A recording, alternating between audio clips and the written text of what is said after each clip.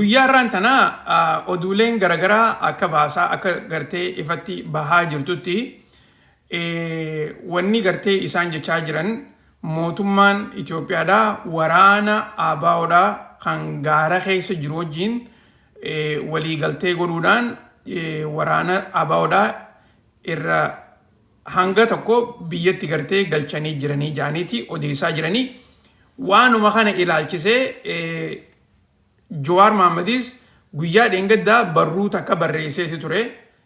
Barruu saniin barbaadaa ture bika kanaan kaayeen beeku garuu akka gartee Jawaar jechaa jirutti mootummaan Itoophiyaadhaa humniti hamtuun yeroo ammaan tana mootummaa Itoophiyaadhaa rakkaa jirtu takkaa'u gartee mootummaan Itoophiyaadhaa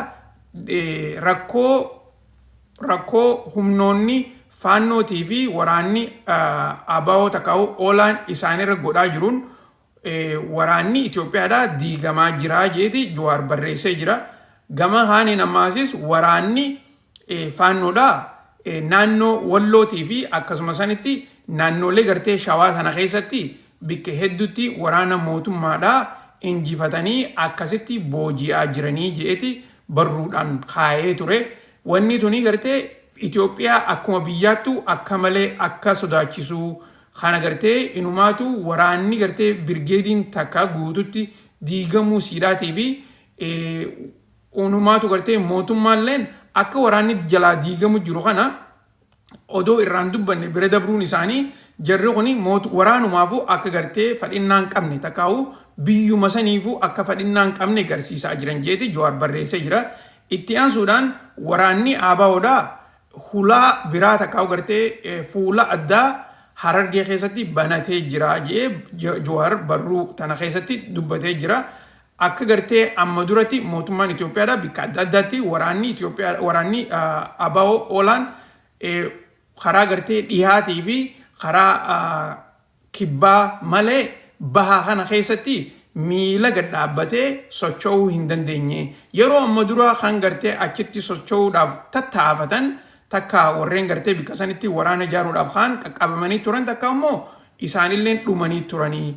Ammaan tan ammoo haaretti karaa sanittis jaarmiya lafa dhaabbatanii waraana sochii addaa godhaa jiranii jeeti barruusaa san keessatti haasawaa jira.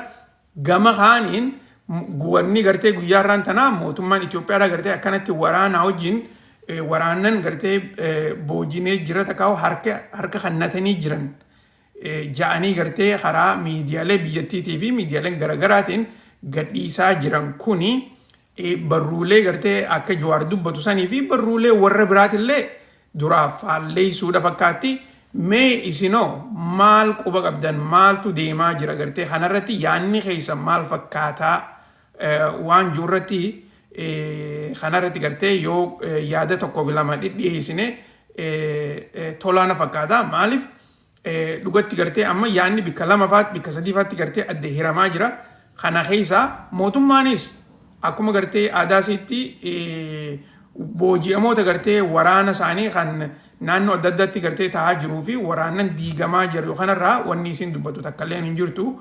Kunoo akkuma gartee arkitan kanatti waan ifii isaaniitiif gartee goone ja'anii gama kanaan akkanatti dhiheessaa jiranii isiniin jechuudhaa fi dhiyaadhaamee mee barreessaa mana keessatti warri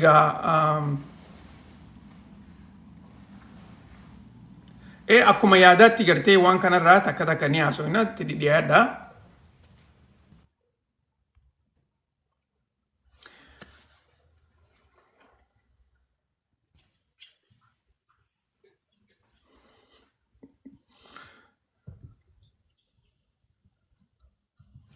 Jirtu Oromoo akkam jirta? Salaam alaikum. Waalaikum salaam warahmatullahi wabarakatuh. Nagaami? Akkam nagaa? Jirra kun akkam jirtaati? Wallahi alhamdulillah galata rabbii. Yaada kanarratti dhugaadha.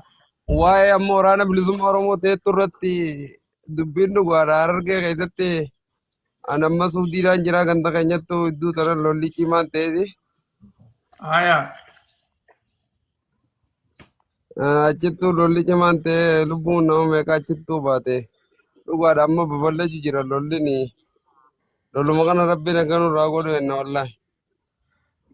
Naannoo yoo gartee maqaallee odoon dhooyne naannoo kamii naannoo Harargee keessa. Godina Harargee ba'aa miidiyaa irratti dabarsanii bar godina Harargee ba'aa aanaa qarsaa Harargee. iddoo laangee jaamtu irratti. Okay, tole. Galatoomi hayyee. Rammee Ejjituu lola jirta? cimattee ture. Hayyee galatoomi hayaa. Ninjira. Assalamu alaikum.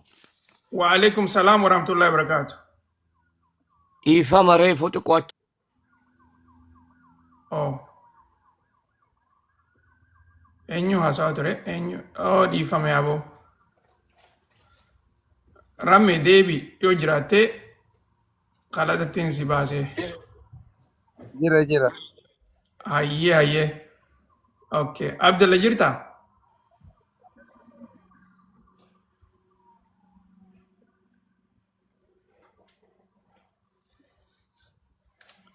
Abdalla hin jiru hayyee. Nuuraddiin jirtaa? Jira jamii assalamu alaikum nagami. Wa alaikum salaam wa rahmatullahi wa barakatuh. Nagaya kunoo kam jirtaati? I think oduu xumuratti na fakkaate seenaa xumurti na fakkaate amma dhufeeni. Hayyee. Oduu xumureedha. Oh rabbi alaafisu. Jechuun akkuma saasitti dalgadhe bakka waan dura dhageeffataniif yaada kennachuun natti hin tolu jamii galatoon. Okay. Tole hayyee jiraadhu. Okay.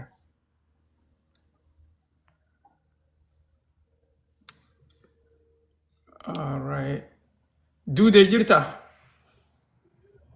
Assalamu alaikum. Wa alaikum salaam wa rahmatullahi wa barakatuh. Kala carana kan muke. Tole. Dari ke mita ilfatu. Waan ilmi leetu tuttebete kana warri Dhiifama godaka maayikii kee tolfadhu mee? Maayikii tolfadhu sagaleen akka nu si dhageenyutti.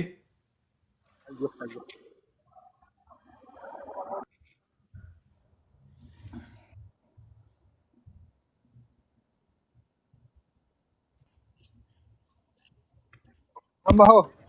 Amma qacarratti dhaggeeffamta. Akkana laa. Okay. Ya, galatu. Tole hayyee.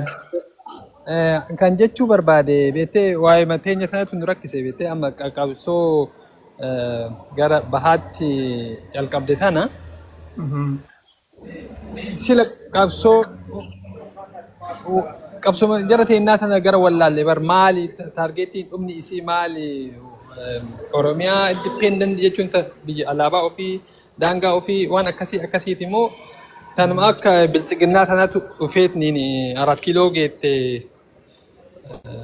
Oromoof jetteetuma akkas baate xiqqoo waan santu uummata keenya confuse godhe beektee ka 4 kiiloo jirrus keenya kan biyya balleessaa jirullee kan jedhamu nama keenya kan amannee jala deemnee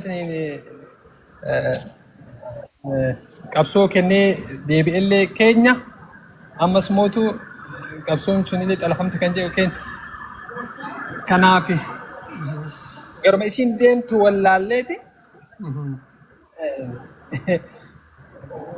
rakkannee beekte maaliif jarri kun wanillee itti ol qophaa'aa jiranii wanni isaan itti ol qophaa'aa jiraniif Oromootu biyya bulchaa jira aadaa jijjiiraa jira bifa biyyattiin qabdu jijjiiraa jira aadaa huccuus aadaa nyaataas afaan waan hunda jijjiirutti jira jedhaniitiin cinqatti jira kama nuti ittiin quufne kana kanaaf sila nuti maali dhumni keenya macarrashaan keenya maal ta'aa jechuudha xiqqoo. Okay. Galatoomi. Laki yaada bareeda dhiyeessite duudee keenya laal.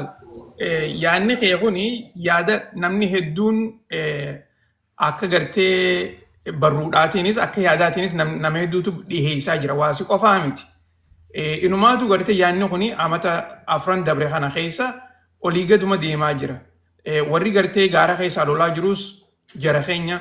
Warri aangoo harkaa qabus jara keenya. Akkasumas warri gartee karaa nagayaatiin falmanna juus jaruma keenya. Maaliif bikka kana hundatti gartee adda filamnaa maaliif bikka takkatti hin deebine yaadni jiru kuni numa jira.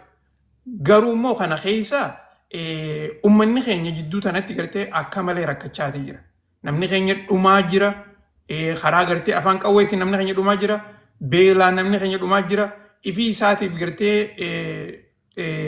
waan barbaachisu oomishatee murachuu dadhabee jira akka isaanitti gartee ikoonomiinis guddina jijjiirama hamtu keessa gartee uummata keenya galchaa jirti kun hundinuu gartee waanuma jiru dhugatti gartee waanuma qabatamaan lafarra jiru yaada addaa tokkollee gartee hin jenne reefuun tana Oromoo reefuun tana kalaatatti hin baaseensaa Oromoo jirta. Ninjira dhiifama homaati miti. Homaa hayyee dhiyaadhu. Aye fayyaade obboleessa kiyya qaalii anilleen takkumaa fi lamaan ja'a akka ammoo duraa sitti hin dheeressu. Akkira. Yee pooyintumaan xixiqqaa akkanumatti matamu gubbatti yee isaan amma waayuma Israa'el marraa'in eegaluu fedha. Amma yaanni akkuma ati jette dhugaadha. Yaannummaan argitee yaanni Islaamaa fi Arabniin dhiyeesse isaanii sin fudhatu. Dajjaalliin dhiyeesse sin fudhatu. Haa taatu malee yaanni isaanii dheera. Kitaaba gubbaas jira beete waanuma cufaatufu.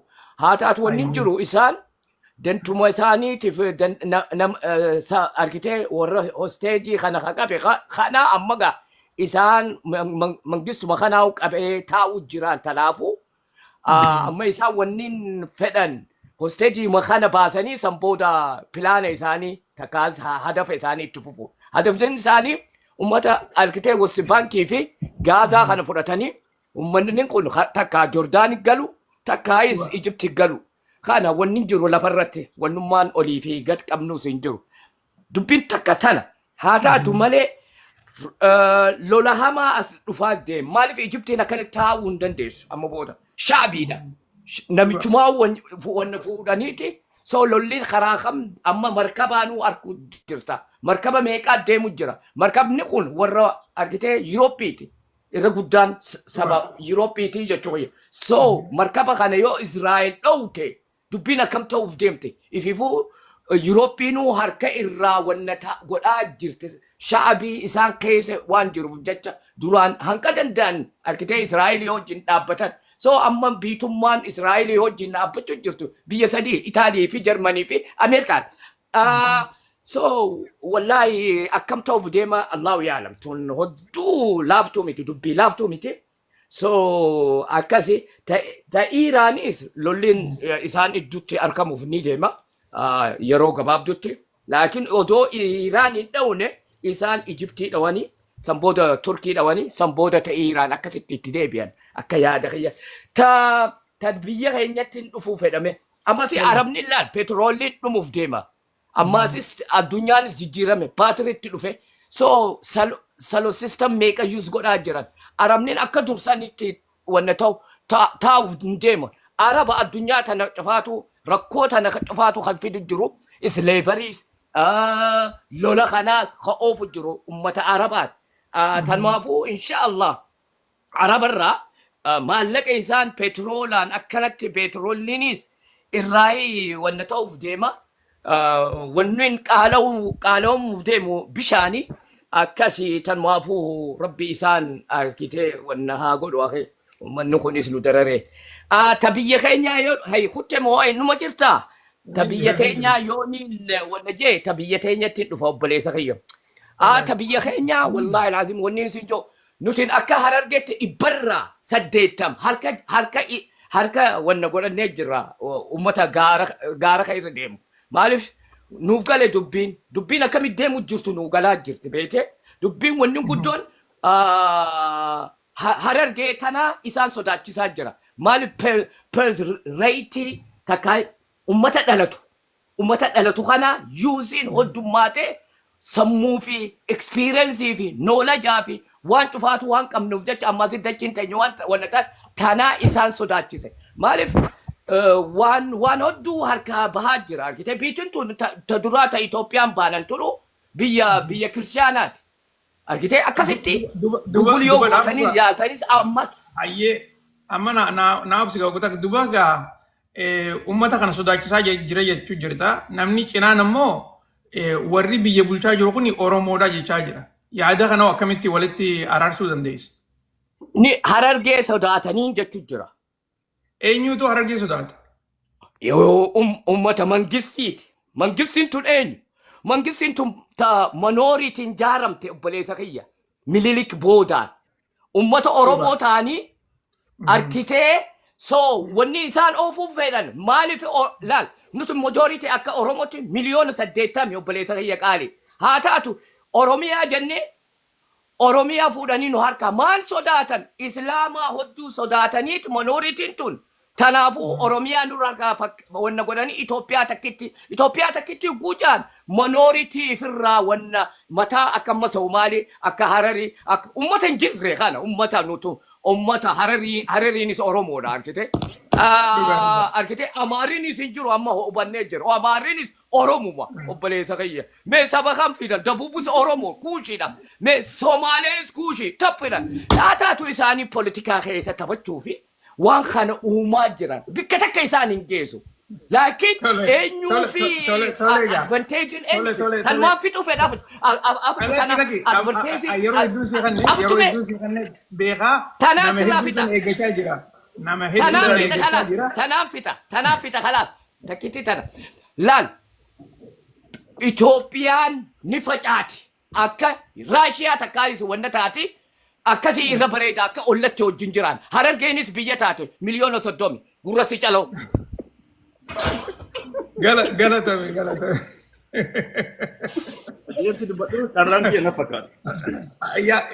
Inumaatu gartee yaada itti dawullee hin barbaachisu Blue Sky jirta durso.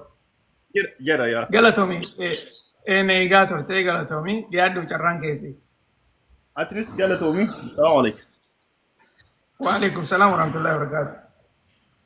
Ani namu biyyaatti jiraattu kana waliin jiraannu baay'ee yeroo baay'ee si jala deemee si dhageeffata sababa dalagaatiin wanta ati dalagsi dabarsitu tokkoffaa warra jala jiruuf jecha waan dhugaati waan qabatamaati akka nama biyya kana jirutti illee akka afaan kana dhaga'utti illee nama afaan Ingiliffaa dhaga'utti illee namoota biraati yoo akkana gootu baay'ee na gammachiisa dhugaa dubbachuuf anaasumaan si galateeffadha waan biraa osoo hin taane yaa hojii ati hojjettu hojii boonsaa wanta ati dabarsitu ammoo waan dhugaa irratti hundaa'e akka nama biraa soba garagaraa walitti fiddee yuutuubii waan garagaraaf hin daladdu waan ta'eef kun asumaan cimina kan keetii jechuu barbaadeeti akkanuma itti fufsiin jechuu fi asirra si beeka yeroo dheeraa garuu carraa akka carraa ta'e dubbisee hin beeku waan ta'eef baay'ee galatoomii siin ja'a.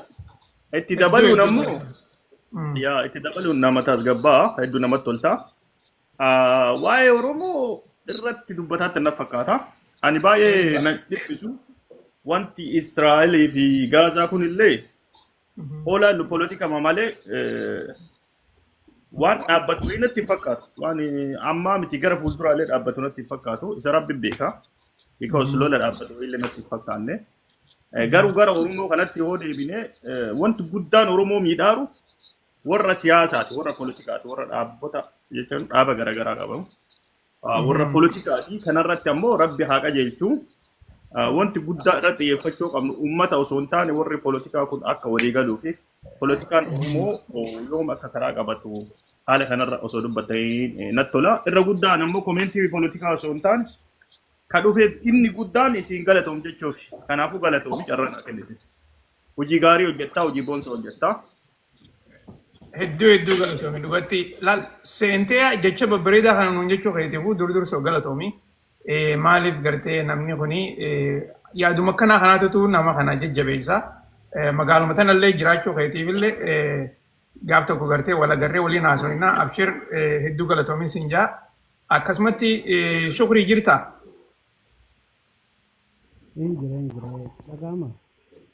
Sagalee tolfadhu takka maayikii kee kana tolchi.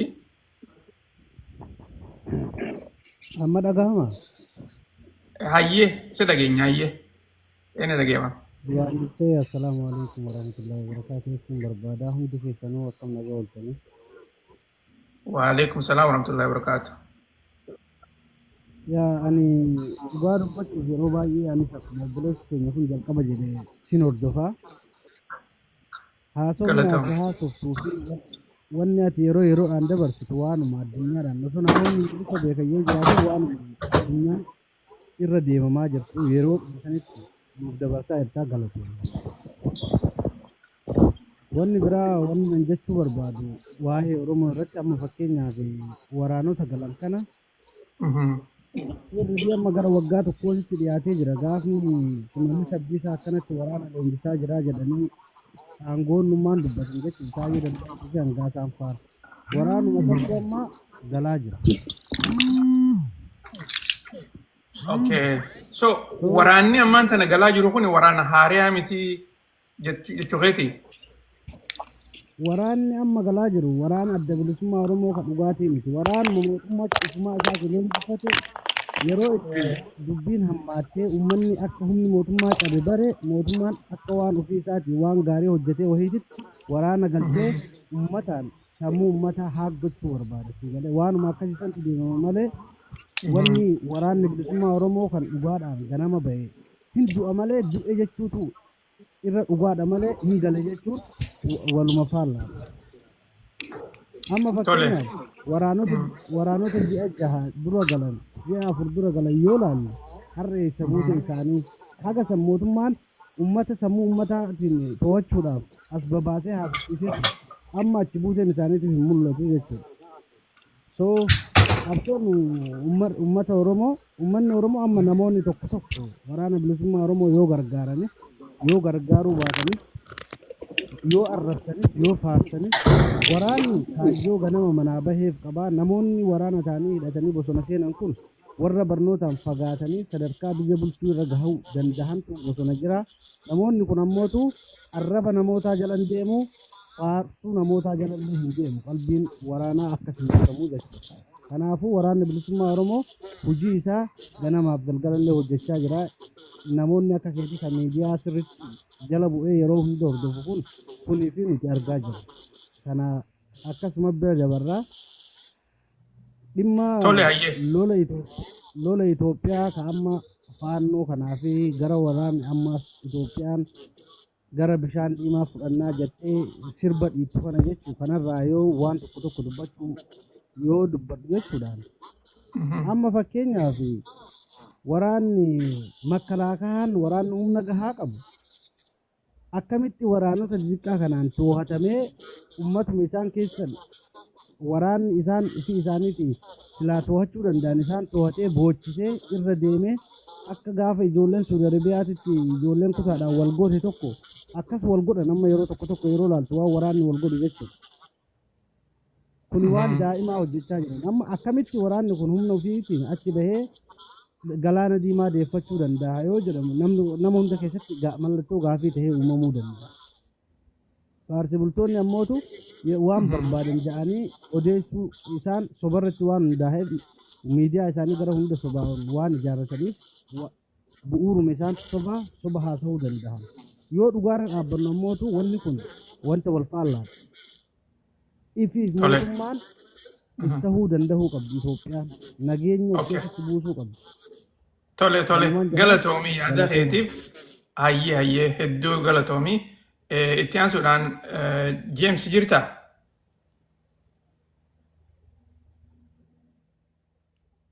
James jirta na dhageessa?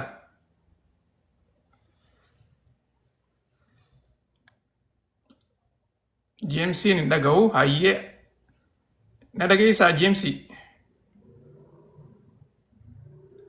Hin dhageessu hayyee gaa Aziizaa jirta?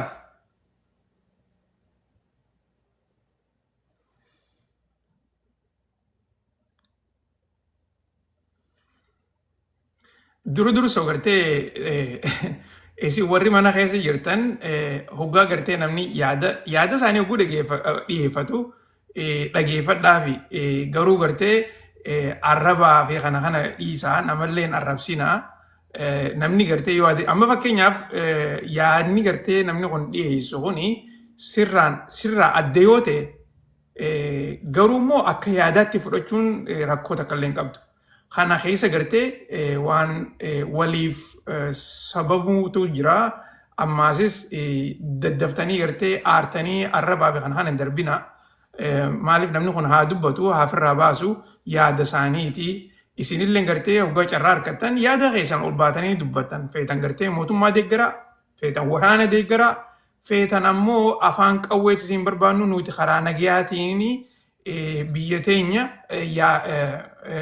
politikaa biyya teenya fuulduratti tarkaanfachiisnaa jechuu ni dandeessan.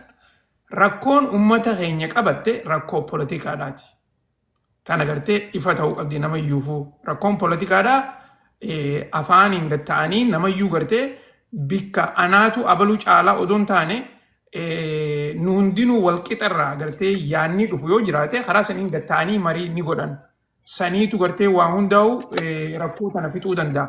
Garuu immoo gama lachuutuunu namni dhumu jiru Oromoodha. Tana gartee hundi keessanuu dho'isuus hin dandeessan. Oromiyaa keessatti bikka hunda keessatti namni dhumu jiru Oromoodha. Beelaanis haa taatu Jamal, salam alaikum. Waalaikum salam. Reefu siyaamaatiin ture bara hin dhageenye. Hin dhageenye dhiifama. Okay, hayyee. Akkaan jechuu barbaade bakka Oromoo waa'ee Oromoo tana gisee dubbatan gisee cufa onneen na butamaa. Akka nama amma ana obboleeyyaan kiyya tokko jira awwaalame tokko dhagee ulleen ooltu tokkos mana keessatti ajjeesan. Warra keenya akkuma ijoollee tanaaf safar tahanitti ijoollee yuunivarsiitii barattu osuma ijoollee tanaaf firiiranii haadhaa fi abbaa kiyyallee akkuma isaanumaan irra ajjeese jechuun hin danda'a. I always bakka obboleessaa I always feeling immoo nama Oromootiif huni addaam obboleessa gaafa duutan wanni Oromoo hin dhumtu gizee immoo waan kana lubbuu teessan kanitan akka faamiliin teessan godda'amtu beekaa.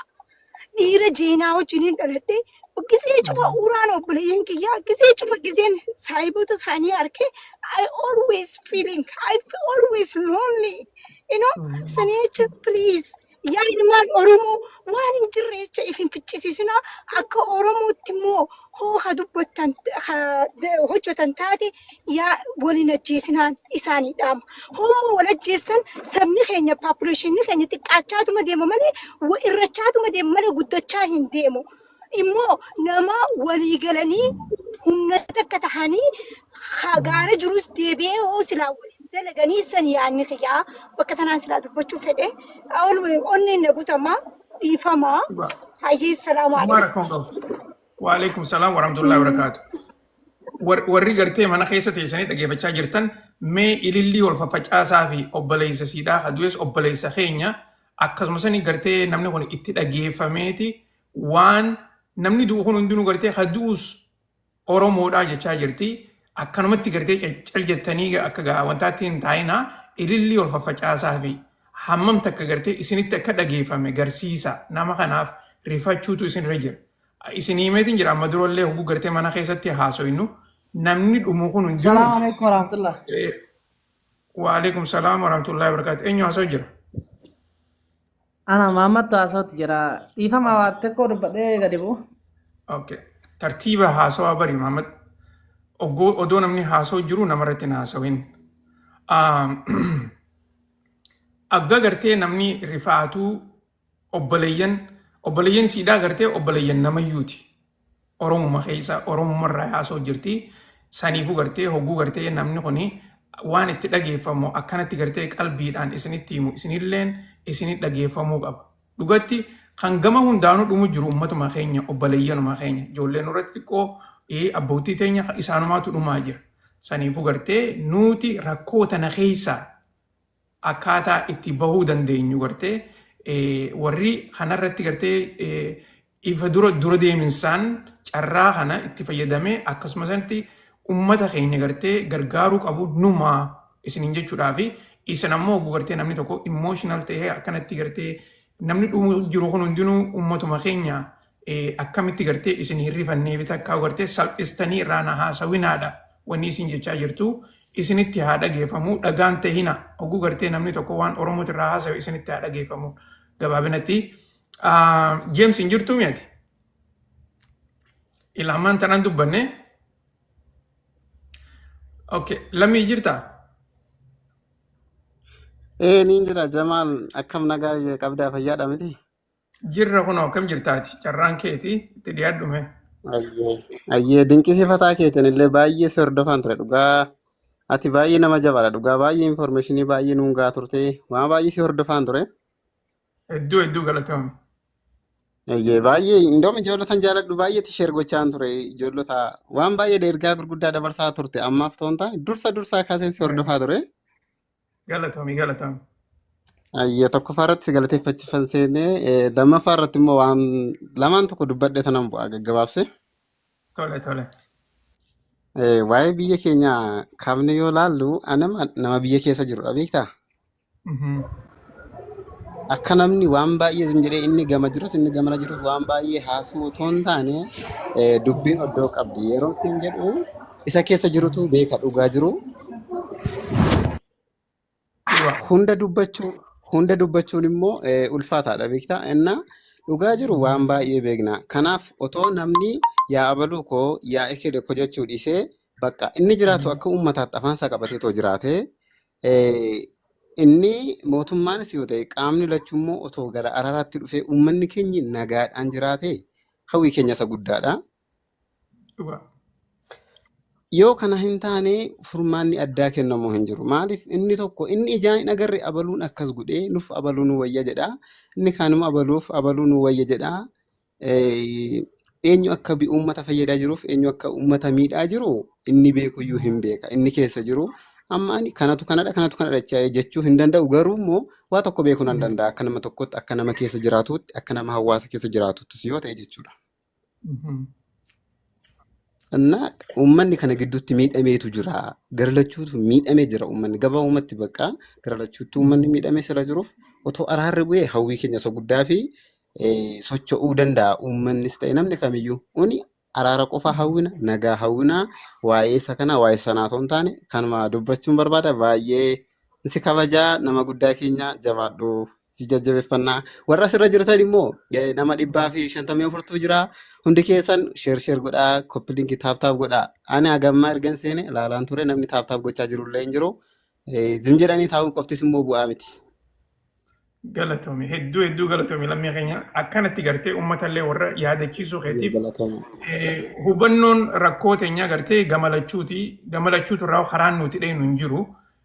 Tanii saniifuu gartee qacellotti waan dubbannuu fi akkasumas yeroo waa yaannullee xiqqoo gartee sabachuunis akkasuma sanitti tasgabbaa'anii yaada dhiyeessachuun hedduu barbaachisaadha. Hundi keessanii dhagayaa jirtan warri tatteessanii na dhageeffatan gartee wanni taaptaap godhuun sheer godhuun bilaa ishii ni beektanii kafalli isinirraa hin barbaachisu. Taaptaap godhaa sheer godhaa nu dhageeffachaatu. Warri mana keessa jirus gartee wanni isin warri haasuu barbaadanillee gartee akka isin dhageyan akka isinillee gartee yaada keessan gabaabsitanii dhiyeessatanii isin eeggatanii nama hedduutu gartee ol dabree yaada isaanii dhiyeessuu barbaada. Akkasitti haa hubannuun isin hin jaa. Itti aansuudhaan aadaa Sheekh Ali jirtaa? Ni jira. Jiraadha hayyee kottaa itti seenaa yeroon teessanii. Assalaamu alaikum wa rahmatullahi wa barakatuh. Akkam jirta Jamaal? Wa alaikum salaam wa rahmatullahi wa barakatuh. Hedduu galatoomii obsaan gartee teessee nu eeguu keetiif. Atis hedduu galatoomii yeroo dheeraa si jalaan deemnaa waanuma dhugaa tokko dabarsita.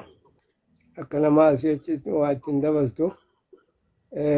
Kanaafuu osoo si jajjabeeffannee namni hundinuu si guddifannee gaariidha. Jabaadhu itti nuuf fufii jenna akka kanaa. Galatoomii. Sanitti aansee waa'ee biyya keenya gabaabumatti waa'ee biyya keenyaa kaasuu barbaade. Lolli dura lolli waa balleessaadha. Lolli qabeenya fixaa nama fixaa jireenya nama dhooggaa lolli gaarii miti. Wayituma fedheeyyuu ta'uu lolli biyya wal lolan hin dhaabbatu jechuudha. Karaa nagaatiin malee lolan hin dhaabbatu.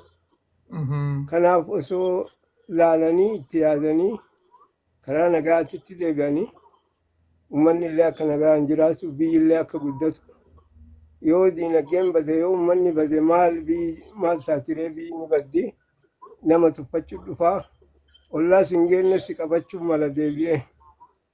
Kanaaf itti yaadanii hoogganoonni jiru gara lamaaniyyuu namni duukeenya nama biraatii miti. Achiinis kasiisuuf wal ajjeessan kennu. Diinagdeen dhumaa jirullee kennuma. Kanarra yoo karaa nagaatitti deebi'anii nagaan seera tumatanii aangoo akkatti walii dabarsan karaa dimokiraasiidhaan akka gaariitti waan kana lafa kaa'anii keessaa warri amma aangoo irra jiru yoo waan kana godhe fuulduratti illee seenaa guddaatu isaaniif jiraata jechuudha. Maaliif biyyi Aljeeriyaa irra wal fixaa turte hin turre jechuudha. Dadhabaniitti karaa nagaatti deebanii amma nagaan guddina guddaa keessa jiranii jechuudha.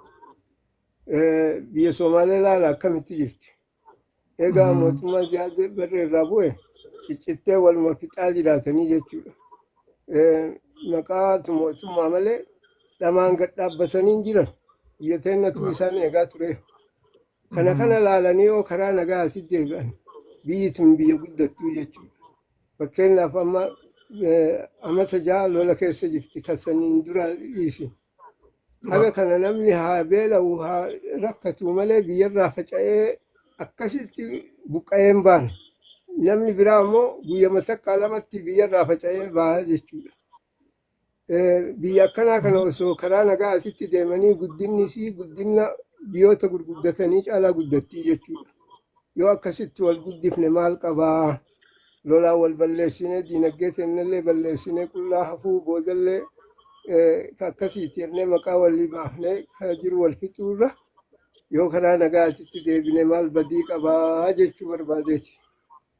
Hedduu galatoomii yaada walteessisaa gartee kan inumaatu gamalachuu turraa'u jiddu galeessatee nu dhiyeessitee ulfaadhuun sinjaa agga yeroo biraatis gartee akkanumatti ol seeniiti salaamtaas nun jeeyi yaadallee dhiheessiin sinjaa galatoome. Jirtu Jaabir.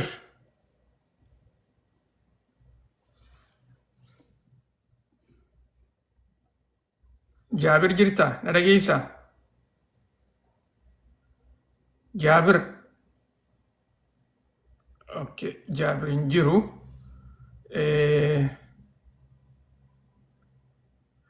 Agaal akkam jirta? Jirta? Jirta Jamaal akkam? Nagayaa miti maka jiraattee dhiyaadhu.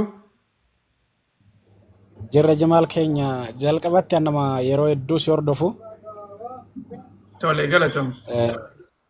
Yeroo hedduu si dhageeffadha baay'ee gastii keessa illee seenuu iddoo dalagaa kiyyallee yoo jiraadhe ganama yeroo ati laayifii seentu yeroo hundaa'u inni seena. Tole. Nama seeraan si dhageeffatu yaada ati dhiyeessitu irratti yaada bareedaa waan qabatamaa dhiyeessitaa sanirraan dabini akkanatti itti fufi waan qabatamaa. Tole itti fufi.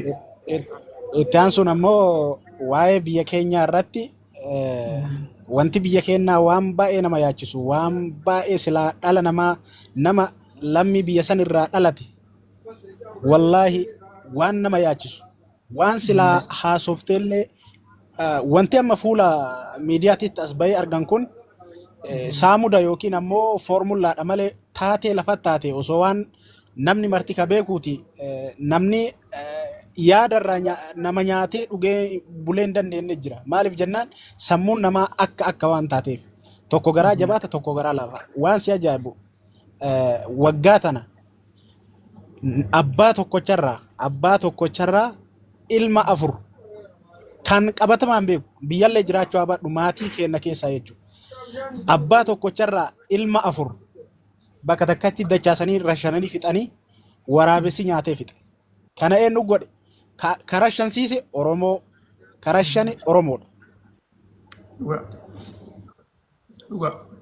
Ka achi dhumate ka bakka mara waraabessi reeffa isaa nyaatee deemu ka bakka maratti yuunifoormii watara hafee yuunifoormii keessaa lafee guuran rafee sareen ittiin taphatu ilmaan Oromooti ilmaan hiyyeessaati. Ani ilmaan hiyyeessaa keessattuu ilmaan hiyyeessaa ilmaan baadiyaa maalumaaf yeroo hunda qallaba bineensaa qallaba saree qallaba kaabinee qallaba warra waa hatu gara lachiyyuu waraana bilisummaa Oromoo ta'e waraana mootummaa ta'e dhala namaatii miti akka bineensaatti ari'anii akka bineensaatti adamsan ilmaan namaa jechuun akka bineensaatti keessattuu warri mootummaa ofiin jedhu waan si ajaa'ibu nama sadii qabanii nama shanii qabanii guyyaa tokkochi wallaahi namni wayii jaarsa waggaa 75 naannoo keenyatti naannoon keenya nama midhaantu ba'a sirri midhaan nama uummata qotatu midhaan qotata aanaa gada basaasaati. Gara gaaraatti aanaa gada basaasaa keessaa gara qachee gaaratti gaara kaakka jedhamutti. Uummanni naannoo keenyaa midhaan sirri qaba. Garuu namni bakka uummanni qabeenya qabu keessallee hiyyeessillee akkasuma jira harki qalleessi. Namni kun harka qalleessa. Harka qalleessa kana isumaa tuksii dhagee osoo dheessuu qabanii kuni waggaa dheeraa namni sun waan si ajaa'iba. Ani ijoollummaa kiyyarraa beekaa wallaahi midhaan gabaa bitatee ijoollee ofii nyaachisa. Midhaan gabaa bitata. Lafa qonnaan qabu waan ta'eef gabaa bitata. Nama kana hiyyeessa waa takka osoo waraanni bilisummaa Oromoo maali? Mootummaan maali osoo jettee gaaffii tokko si kennuu hin danda'u. Nama kana fuudhanii aanaa fidanii kuni ka waggaa meeqa bosona ture ajajaa waraanaa jedhanii ol deebisanii nama 5 ilma isaa deebee tokkollee naannuma san walumaa gala nama 7 bakka tokkorra 5 waraabessa nyaachisan. Biyyi keenya kana keessa jirti. Warri hadha taa'ee asirraa keessattuu warri waa faarsu kun warri mootummaan akkana godhe jedhu kun warri kun yooma ilma namaa irraallee ta'uu baate wallaahi rabbumarraa fi jedhee waan kana silaa osoo of duuba deebi osoo arrabaan waa dubbachuu dhabe. Wanti kun oolee haqa miskiinaa dhossaara waan ta'eef haqa miskiinaa waa laaqaara waan ta'eef hadhallee yoo asirratti qabamuu baate boroo rabbii isaa qaba. Kun waan eenyullee jalaa ba'uu hin dandeenye. Haqa miskiina nyaateen bul bakka takkatti deebisanii rashanan. Keessattuu ani warra waa faarsuun jedha. Osoo afaan ofii cubbumallee osoo laallate namni amantii qabu jechuudha. Keessattuu namni amantii qabu. Irra caalaa namni yeroo hedduu waan kana faarsu mootummaa faarsu. Warruma muslima jedhee amantaa muslimaa dhaatu. An baay'inaan dhugaa lafa jirutti haasa'u. Warruma laa ilaaha illallah jedhaa deemu. Jarana wanti kun wallaahi cubbuu fi saaxila. Yoo hadhallee ati nyaattee ittiin tarte boroo ilma keetii darba. Gabbuutullee rabbiin sin dhiisu haqa miskiina waan dhossiteef mee lafa keessa warruma mee odeeffadha mee biyya keessa deema mee amaana gada basaasaa ummanni naannoo sanii mee lafa nagaatiin beeka akka ummanni miidhamne beeka akkana jamaal keenya biyyi keenya kana keessa jira ani warra waa faarsuuf siin jedhe galatoom hedduu galatoomi dhugatti qacollotti ibsitee yaada keenuu deessite. Bika kana jirra gartee gama lachuutu nuti rakkoo keessa jirra. Haqni jiru kana laal gama lachuutu kan jidduu tanatti dhumaa jiru nama nagayaati. Kan jidduu tana beelawaa jiru warra silaa qotatee oomishatee ifii isaatiif gartee jiruu isaanii jijjiiruu danda'u. Tanaafuu gartee yaadni keenya akkanatti gartee tasgabbaawaa ta'ee gama lachuutuuf gartee haqa lafarra jiru irratti yaada keessan kannaadhaan isiniin jaa.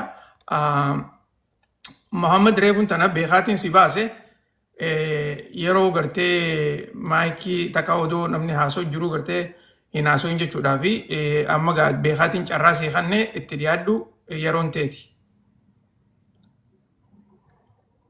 Ayyee salaamu alaikum warahmatullahi wabarakatuh. Wa alaikum salaam warahmatullahi wabarakatuh. Anillee xiqqoo waan ariitii qabuuf jeddumaan seene dhiifama. Garuu mufadhee ture. Tole. Yeroo baay'ee yaadni dhugama dubbachuuf nama hundallee laayivii kana seenee gastii namatti hin ergadhu. Wallaahi odoo hojiillee qabaachuu baadhee gastii seenee namatti hin ergadhu.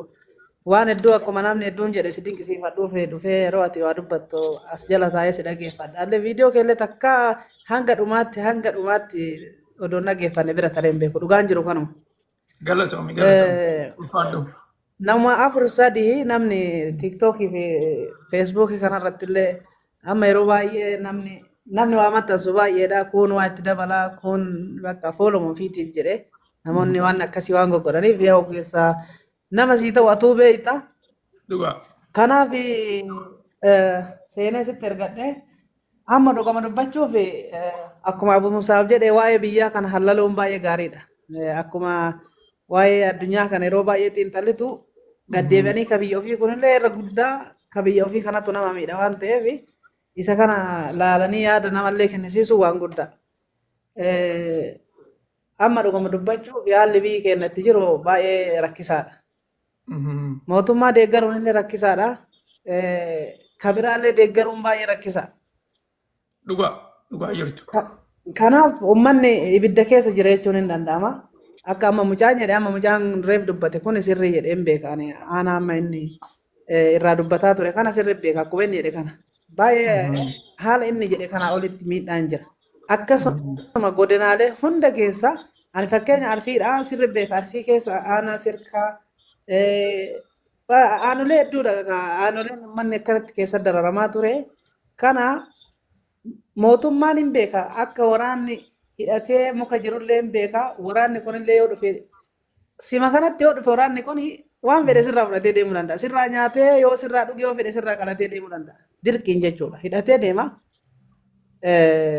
garuu namni biraa immoo dhufee maaf itti kenniti jechuun cubbuudha warroonni mootummaa haala kanaan nama dararaa jiran waan biraa yookaan wanna biraa waan biraati dhimmi gibiraa dhimma kaanii waan yoo taatee inni dhamaa yookiin yooma rakkoon qabu garuu dhimma waraanaa wal qabatu kanarratti hawaasni kenna lubbuu isaa dhabaara akkasuma waraanni mukaallee abbaa fedhe gaffuudhee ajjeesaa jira abbaa fedhe maaf caasaa hojjetta caasaallee dirqiin itti kenna mootummaan yookiin yoo maa diddee ati qaama biraa deeggarta saniif hojii diddadha dirqiin itti kenna waraanni mukaallee odoo kana nubanne dhufee halkan fuudhee rashanee biraa deemaa jira dhugama dubbachuuf kanaaf baay'ee rakkisaadha.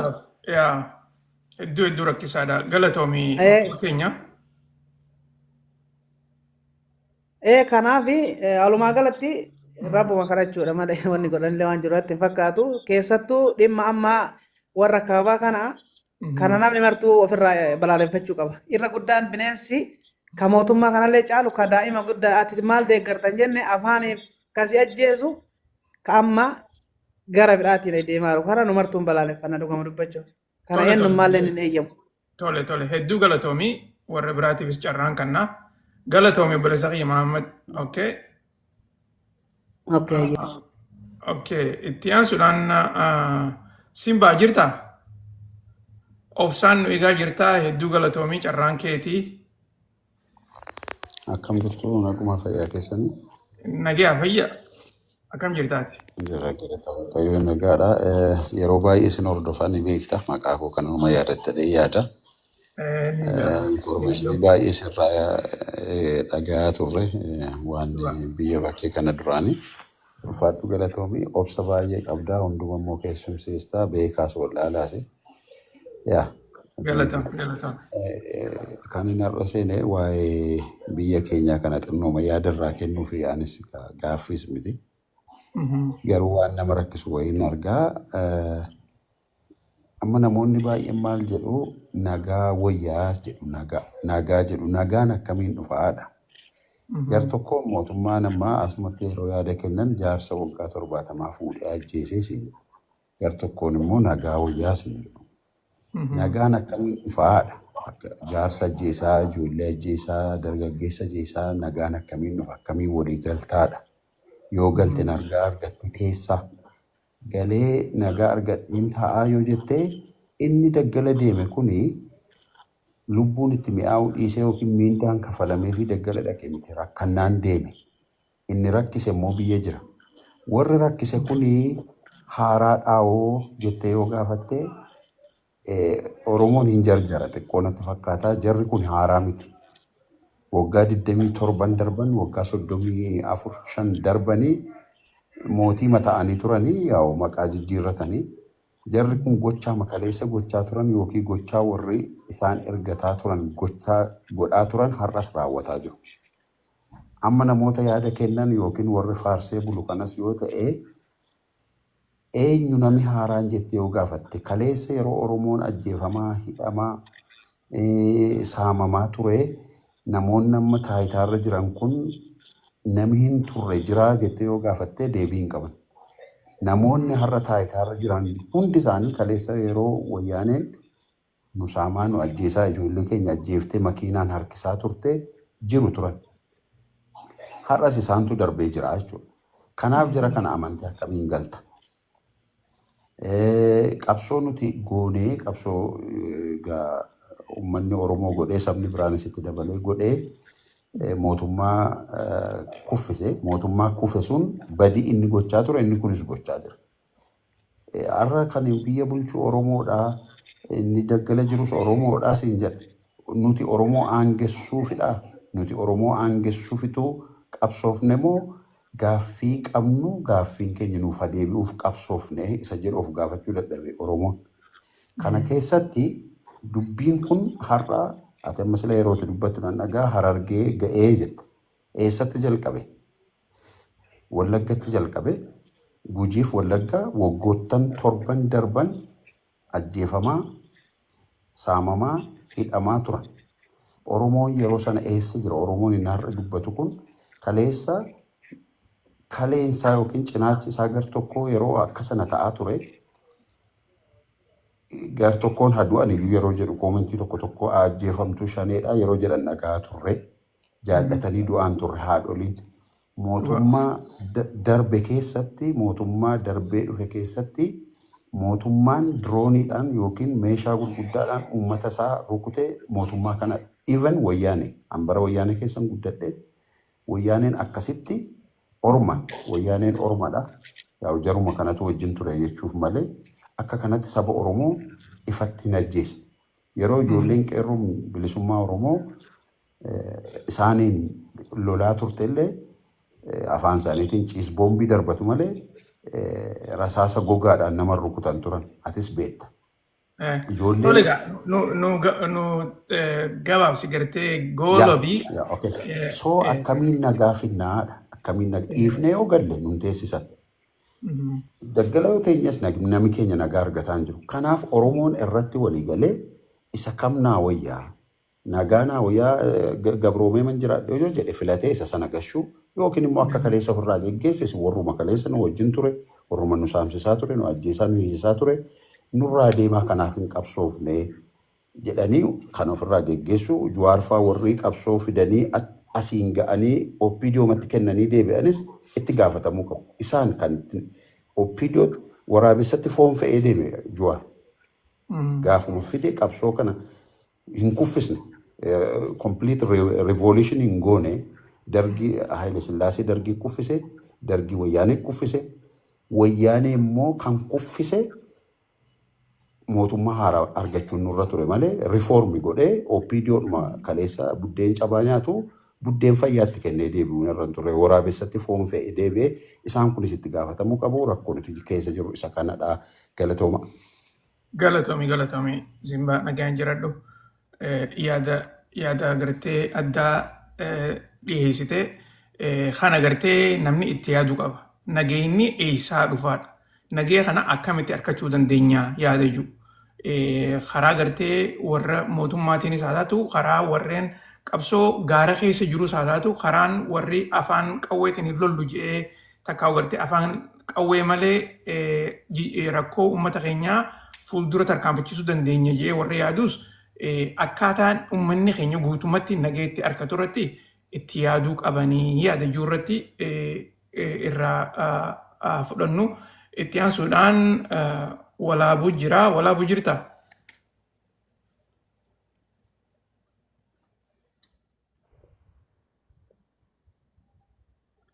Walaabuu assembly carraan keeti. Jira Jamaal keenya salaam alaikum. Waalaikum salaam warahmatullahi wabarakatuh. Ani bilas waa'ee biyya keessaa dubbachuun barbaanne. Ayya. Gaafii biraa gaafachuun ni danda'a? Sanumarraa haasoo jira. San qofa irratti xiyyeeffadhu yoo dandeesse. Har'a san qofa malee kan addunyaalee isaan jiru mire? Ka addunyaadhaa irraa haasawaa jirra jechuun ka oduulee addunyaatii fi waan amma gartee rakkoo biyya teenyaati tan irratti xiyyeeffannee jiru. Ayyee kan wanti baha jiddu galeessaa kanas gaafadhaan. Tole gaafadhu. Ayyee dooniin karaa deemu jirtu kan biyyoota adda addaatti irraa deemu jirtu sun eessa geessee markabni har'a hutiin ni dhooydee jaama sun oduu isaa maaltu jira amee nurraa dubbadhu jechuu barbaadee bakka ittisatti hin dheereessu nama biraatiif jallatamu. Ayyee galatoom. Gaafii bareedduu kaasee obboleessa keenya walaabuun dhugatti dooniileen tan meeshaalee fayyaadhaatii fi doktorootaa fi akkasumas warreen gartee muuxannoo adda addaa kan qaban walitti qabdee yoo xiqqaatte doonii 50 oliitu karaa deemu jira. dooniileen tuni biyya akka Tuniiziyaa, Xaaliyaan akkasumas Giriis bikka adda addaati irraa walitti qabamteeti karaa Gaazaadhaa deemaa jirti. Amma dura gartee Gaazaan geenye maaliif karaan dheeraa waan taateef jecha ammas dooniin tunis gartee wal eegaa deemaa jirti. Akkasuma sanitti imalli isaanii amma karaa gartee Gaazatti achi dhiyaachuudhaaf yoo xiqqaatte guyyaa tokko guyyaa lamaatu hafaaf jedhaniitti odeessaa jiranii. Haa taatu malee kanarratti biyyootaan akka Tarkiidhaatii fi amma Tarkii bira dabraniiti jiranii.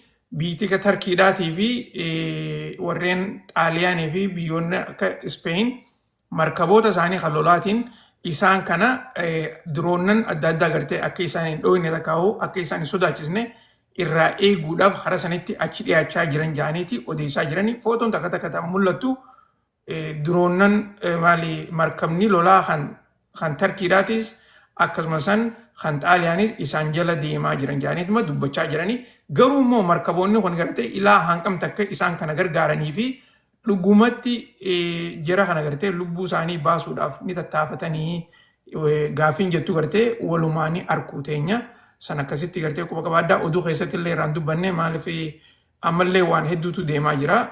Akkasii gaafii gaarii dhiyeessite itti aansuudhaan akka feete jirta. Assalamu alaikum warahmatullahi wabarakatuh. Waalaikum salaam warahmatullahi wabarakatuh. Baga nagaa taate Jamaal kenna. Galatoom.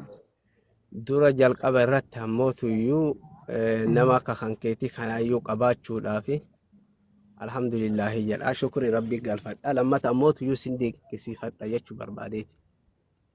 Inni biraa ammootuyyuu wanti ani ummata keenya kana obboleeyyan kiyya kana dhaamuuf tokkotu jira. Maal innini namni keenya ozumaa waa'ee siyaasaa iyyuu hin baratin jalqaba ka'umsa isaa lafumaa ka'eeti beeytanii osoo waa addaan hin baafatin jidduu ilma namaa kana keessatti waa uuma beeytanii rakkoo uuma.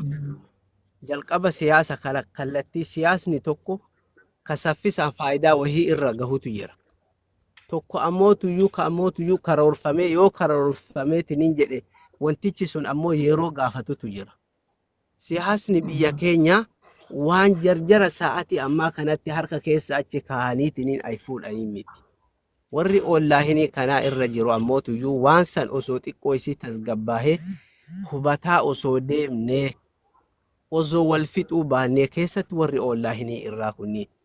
Yookiin ammoo osoo cadhisee akkuma tokkokkii fi dalagate osoo cadhisee tokkokkii fi dalagate silaa nama waa beeku nama hayyuu jedhamee nama barnoota namaaf kennu tokko simarraa jalqabee namni ammas jala jiru nama 133 namni laayikii tokko nama 2 nama 3 osoo bakka waan hin taane taate nama 1000 jala ta'a.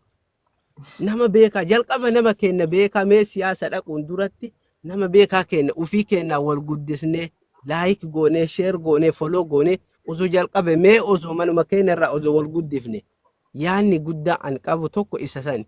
Inni lammataa ammootuyyuu warra siyaasaa warra waa beeku jala obsaan osoo deemne lubbuun ilma namaa akka baalaatti harca'aa jirti. Abiyyi illee yoo ka ummata kana miidhu taate argitanii sunis dabareesiitiin deemti. Yoo warri siyaasaa kuwwan illee ka ammootuyyuu ummata kana miidhu taate sunis dabareesiitiin deemti. Garuu miskiinni jidduu kana lamaanii dhumataatiin jira. Warri ammootuyyuu siyaasaa kana jala osoo deemne tasgabboofne wal dhageeffataa wal caqasaa hayyuu kenna osoo tokko bada hin jenne osoo ebalu kun ganda biraat osoo hin jenne kun ganda biraat osoo hin jenne osoo nama hayyuu jala obsaan deemne osoo quba nama qabuu baanneetiin hin jenne argite quba walitti qabuu dhiifne namni kadu hin du'aa jira. Jidduu seentarii jidduu yoo taate malee ilmi namaa du'aa jira sirriidha.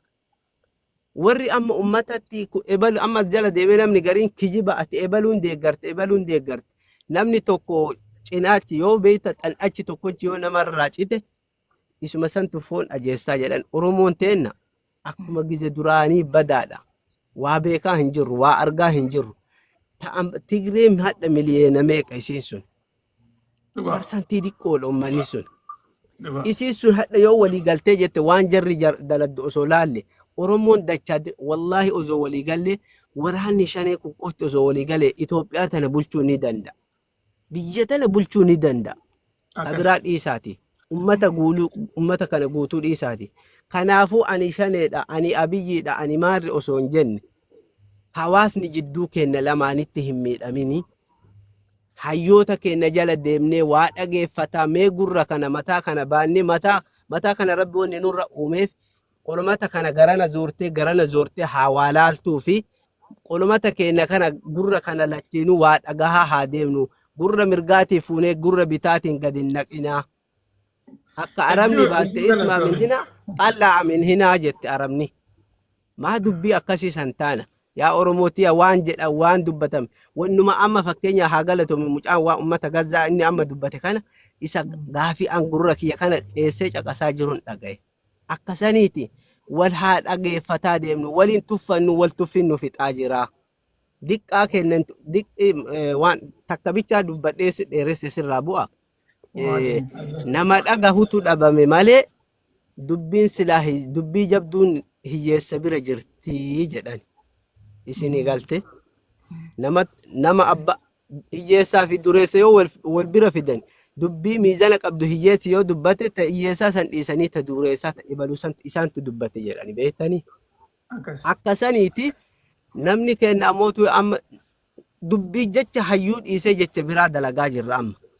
Kanaaf jecha akkasii hin taanuuti atillee nuu jabaadhu rabbi umrii si haa kennu beekumsallee dabalee si haa kennu yaanni kan kee bareedduudha ganamas galgalas suman caqasa yoo ati laayivii seentaan akka kiyyatti asuma warri obboleeyyan kiyya laayikillee godhaa folloollee godhaa nama keenya jabeeffadha walaa jabeessinu wama dandeettaniin birriin kafaltanii folloo laayikima godhaa bakka sheer godhaa hagatti matana jechuu barbaadeeti galatoomi ulfaadhu. Hedduu galatoome obboleessa keenya qabxii gartee ajaa'ibaa tan inumaatu akka gorsaatti gartee uummata keenyaaf dhiyaachuu qabdu dhiyeessite nuti yeroo hedduu ammallee gartee sammuu gabroomte keessa jirraa jee yeroo hedduu irra deddeebiin dubbadha. Sammuun gabroomtee tuni hoggaa gartee waan takka ifiisiitiif barreessitu takkaahuu dubbattu akka gartee bilisoomtetti fakkaatti. Sanii miti sammuun gabroomte dhugatti gartee waan ifiisiitiif heetuu fi waan sabasiitiif barbaachisu gartee tan adda wallaalti jechuudha sammuun gabroomte gisee jaan. Ammaas sammuun gabroomte tuni yeroo hedduu gartee takka karaa dhuunfaa deemti takka ammoo tanuma ifiisiitillee taate namuma saniifillee waan taate gartee tan beeyne jechuudha.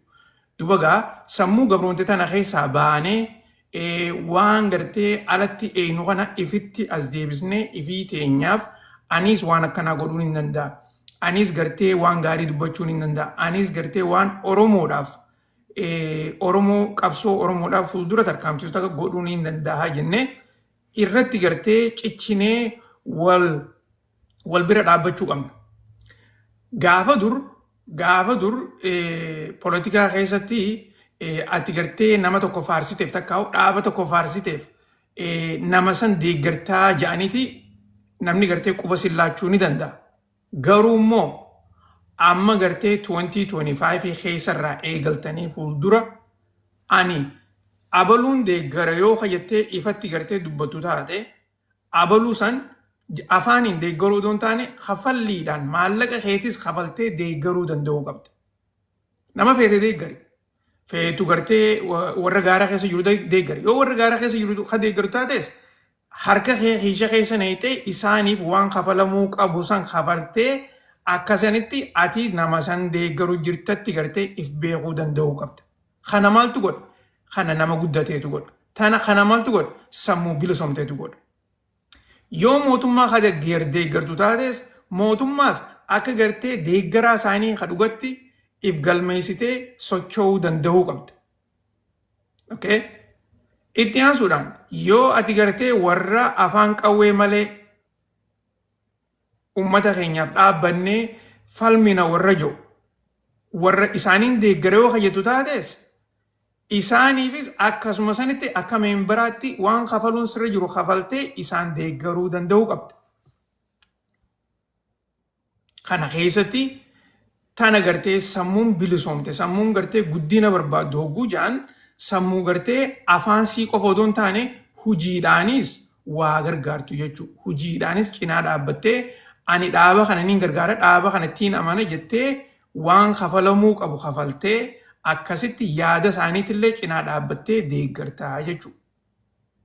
Akkanumatti gartee nama tokko aarsuuf jecha takkaa'u gartee nama asirraa dhaabbatee yaada isaa ibsatu nama san aarsu jecha mootummaa yoo kafaarsisu taate dhugumatti gartee ati bikka dhaabbattee nama hin beekne jechuudha. Xawal waallee oguu jiran dhageessanii jirtaniimi xawal waallee jechuudha. Takkaa'u gartee girrisaa waan ja'an san ni beektan. Girrisaan kun gama tokko qofa hin jiru gamayyuu jira yoo gartee gaa jala deemtanii hubattan taate. Girrisaan namuma fedhe gartee faallaa deemuudhaan yoo namni tokko asirra dhaabbatee ani gartee warra gaaraatiin deeggare yoo ifatti dubbatu taate ammoo as deebitee gartee warra mootummaadhaatiin deeggare jettee barreessu taate namuma haasa'u jiru kana dura dhaabbachuudhaaf jecha ati girrisaadha jechuudha. Yoo immoo dhugatti gartee dhaaba san deeggartee dhaaba saniif gartee gargaarsa gootee maqaa dhaaba saniitiin gartee kan inumaatu dhaaba kiyya jettee kabeetu taate akkasitti yaada san calaqqistee nama biraatillee gartee gama kee dhiyeessitee akka yaada kee kana sirraa fudhatan gootee hojjettu yoo taate dhugatti gartee ati nama waan takkatti amanee jechuudha. Karaa politikaatiin namni dhugaadhaa kan jedhamu nama ejjennoo qabu karaa politikaatiin. Ejjennoo maali? Waan ifii isaatiif itti amane san hamtuu isaa taatu gaarii isaa taatu waan arra gartee ijji namaa hin agarrellee haa taatu nama dhaabbatee ifii isaatiif itti amanee itti hojjetu jechuudha. Namni ejjennoo qabu yeruma hundaa'u rakkachuu baatus takkaa'u gartee arra taatuufis ta'uu baatuufis yoo gartee mana galellee qalbii takkaanii nagayaan ciiseeraaf maaliif ejjennoo isaa san beeka jechuudha. Kanaafuu isinillee gartee warra ejjennoo qabu akka taataniin hawwa kanarratti gartee akkumaan isinii irra deddeebi'ee isinii immoo chaanaala keenya kana nu gargaarutu isinirra jira. Chaanaala kana gartee laayikii gootanii koomenti godhuullee qofa odoon taane sabskraayibii godhaa. Bika gartee sabskraayibii hajuutu jira miti sabskraayibii godhaa. Waan gartee kafaluu barbaachisu yoo jiraates kafalaa. Akkasitti gartee meembarii taatanii waan kana gartee qabsoo teenya tana qabsoo dura dursoo qabsoo ifii teenya gartee karaa hamtuu keessaa karaa nagayaatti itti achiif baanu kanarratti haa hojjennu. Kana keessa barnootaatu jira waan isinii dabarsu kana irraa barattan akkasuma sanitti dabree qofa odoon taane marii wal fakkaataa akka guyyaarraan tanaa kana goonee akka uummata keenya gargaarru irratti haa xiyyeeffannuun isiniin jaa. Dhugaa dubbachuuf chaanaloonni uummata biraa akka hedduu jiru ni beektan. Garuu immoo nuti arraan tana miiliyoona 70 irraa ilaa hanqa miiliyoona 80 lakkoofsa namaa himan. Kana keessaa miidiyaa dhuunfaadhaa kan gartee yaada adda addaa isinii burqisiisu ammallee tokko hin qabnu. Kuni salphina. Kanaafuu gartee miidiyaalee biraatillee kan afaan Oromootiin waa dabarsu yoo agartan dhaqaatii sabskraayibii godhaafi. Sabskraayibii godhuu qofaa miti. Waan dandeessan gargaaraa bira dhaabbadhaa. Yaaduma gartee Oromuma afaan Oromootiin gartee waan danda'an isinii dhiyeessinaan cinaa dhaabbachuun isinirra jirtiin isiniin jaa turree galatoomaa warri gartee asirra dhiyaatanii yaada keessan dhiyeessitan akkasuma sanitti warri oduudhaas dhageessan guututti hedduu galatoomaadhaan isiniin jaa boodarra galgala keessa walitti deebina oduulee adda addaatii fi akkasuma san waan haariyaan dhufnee gartee marii ni goona galatoomaan isiniin jaa ammaaf hundi keessanuu bakka jirtanitti warri isin bira galgalaatis halkan gaarii isiniin jechaa warri isin bira guyyaadhaa guyyaa gaariidhaan isiniin jaa nagayaan jiraadhaa.